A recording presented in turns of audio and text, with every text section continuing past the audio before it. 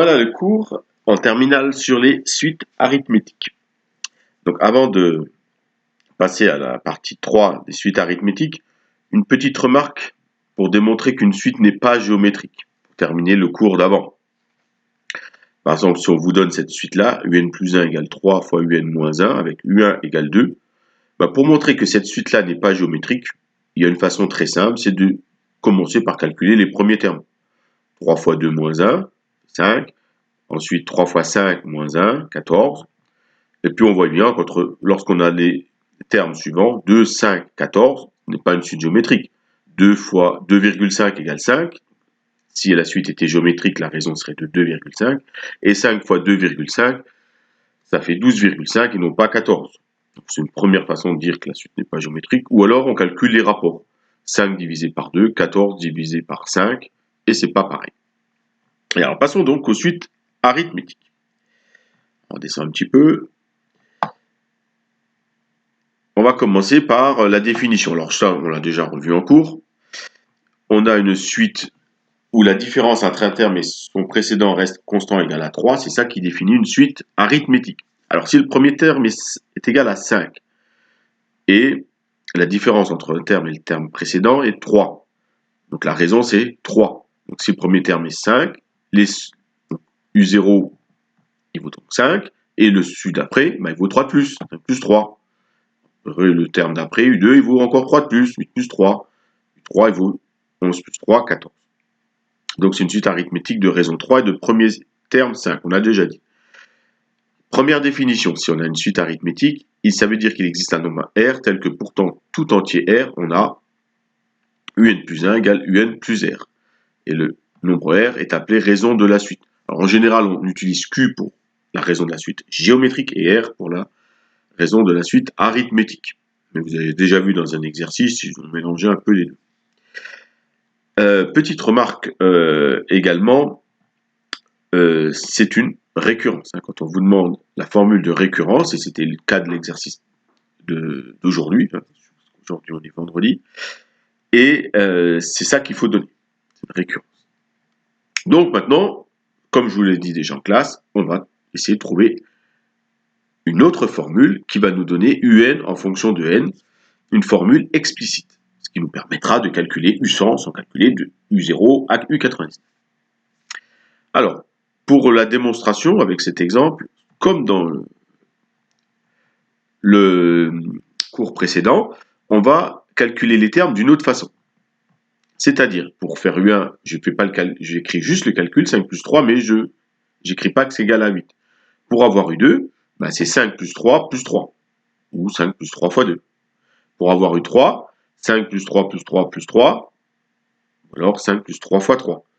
Pour avoir U10, il suffit de remplacer le dernier nombre là par 10. On est d'accord? Donc on calcule 5 plus 3 fois 10. Et pour avoir UN en fonction de N, la formule explicite, ça me donne 5 plus 3 fois N. Donc voilà la démonstration de la propriété qu'il va falloir apprendre. Si UN est une suite arithmétique de raison R et de premier terme U0, alors pour tout entier N, on a... Alors, il y avait quand même un groupe qui me l'a utilisé aujourd'hui, qui le savait, qui a trouvé tout seul, bravo, encore à ce groupe. Donc on a UN égale U0 plus N fois R. Donc ici, vous avez le premier terme, d'accord? Et puis ici, vous avez la raison que vous additionnez autant de fois que N, donc c'est pour ça qu'on a N fois R. Si on commence à U1 et non pas à U0, on va voir U2 égale U1 plus R. U3 égale U1 plus 2R. U4 égale U1 plus 3R. Donc on va voir ici N-1 comme dans la suite géométrique. Voilà. Alors on pourrait écrire ça avec UK. Pour l'instant, si vous savez les deux là, c'est très bien. Un premier exemple. Quelle est la suite des nombres impairs? Donner la relation de récurrence, puis exprimer UN en fonction de N. La calcul des sommes, ça vous le faites pas. Ça sera pour plus tard. Donc j'enlèverai cette question. Donc quelle est la suite des nombres impairs? Donc vous les connaissez, le premier nombre impair c'est 1, ensuite c'est 3, 5, etc.